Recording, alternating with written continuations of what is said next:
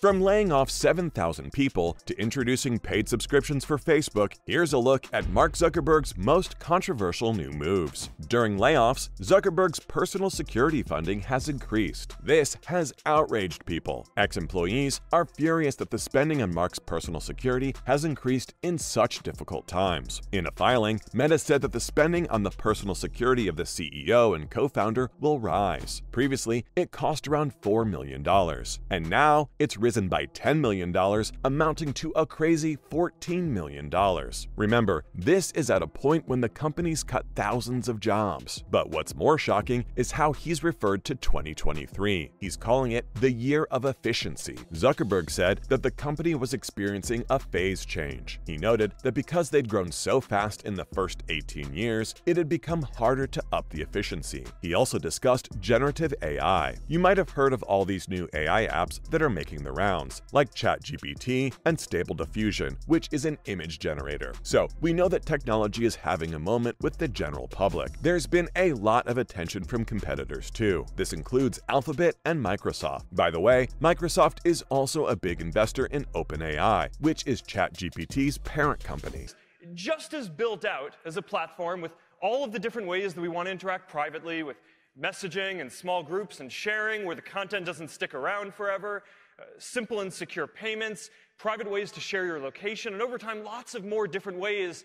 Let's see how they'll explain this 40% increase in Mark's security budget. Well, Meta says it's, quote, appropriate and necessary. The company said this was because of the circumstances right now. But what are they talking about? Well, apparently, Mark has received some security threats recently, and the board said it's directly because of his position as Meta's founder, chairman, and CEO. The 38-year-old will be using the money to pay for safety-related needs. This includes added personnel, safety equipment, security services, and improvement of home security. The last time his security costs were reviewed was back in 2018. He received an additional $10 million from the company then, the filing says. You'd be surprised to find out what his salary is. A meager $1 a year. But that doesn't mean he's not earning millions. Just in 2021, he received a compensation of $27 million from the company. But why is everyone outraged at this increased security budget? First of all, Meta delayed finalizing their budgets in favor of working on a new round of job cuts. This news comes from the Financial Times. The company rid itself of thousands of employees, 11,000 to be exact. That's 13% of its workforce. And this shocking decision came in November. Meta workers were obviously devastated, but here's how Mark defended this decision. Turns out he's taking accountability for how things have turned out. Zuckerberg says he's liable to answer for these mass layoffs. In an email to staff, the CEO said that the position that they're in right now is his responsibility as well. Plus, he added that he knew the current situation was very hard for all those involved. The CEO also added an apology to all those who were impacted by job losses. Separately, on a call with analysts, Zuckerberg offered some solutions as well. He said that the company's working to flatten their organizational structure. Plus, they'll likely be removing some people from middle management. This'll help decision-making get faster. Lastly, Mark added that they'll be taking charge of cutting out projects that aren't doing all that well. Now, people were wondering what he was going to do about the metaverse funding. The division that's heading this project has been responsible for reducing the company's overall profit by a whopping $13.72 billion.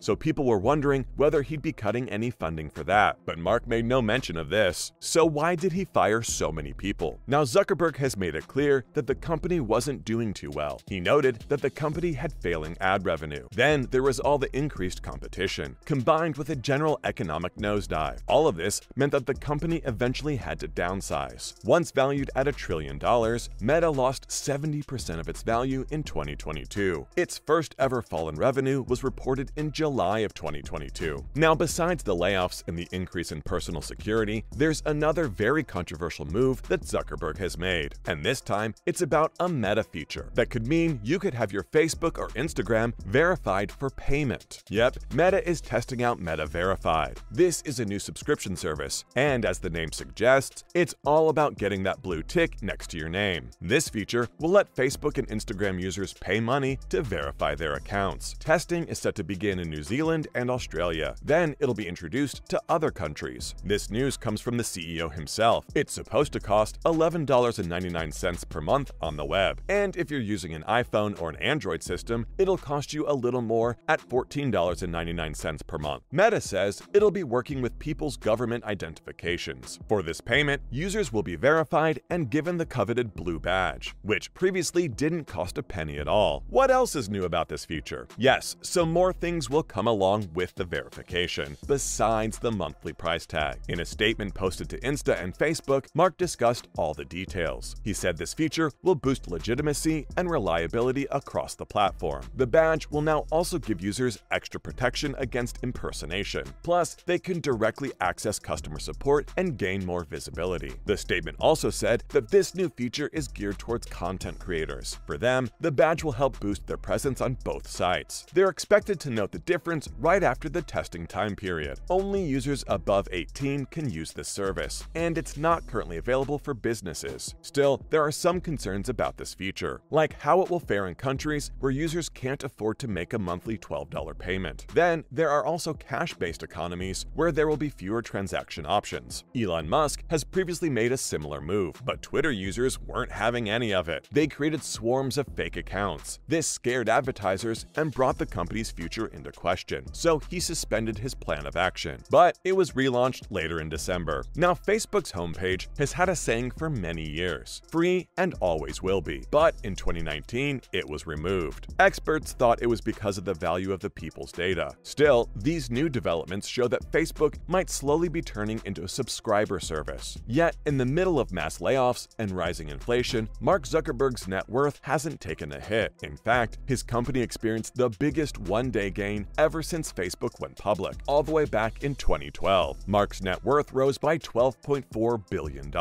coming up to a grand total of $67.6 billion. Yep, it increased by a stunning 23%. Now, the founder of Facebook has enjoyed a very prestigious position for 7 years. He was one of the top 10 richest people in the world, but he lost his place in that list when Meta's share price plunged. Why did it happen? Well, their advertising revenue had fallen by a whole lot. Then there was all the competition from TikTok, which is quickly making a name for itself and gaining popularity by the day. Plus, there was a general slump in the world of tech. In September of 2021, he was third on the list of the top 10 richest people, when he was worth a jaw-dropping $136 billion. Now he's on number 16. This new position comes after a very rough past year. Yep, things haven't been easy for this tech genius or his company. Let's see how this new decision will play out for him. And these were Mark Zuckerberg's controversial new moves. Yeah, I think one of the hardest parts for me was actually when Yahoo offered to buy the company for a lot of money. At the end of that, Dustin and I just decided, no, we think that we can actually go connect more than just the 10 million people.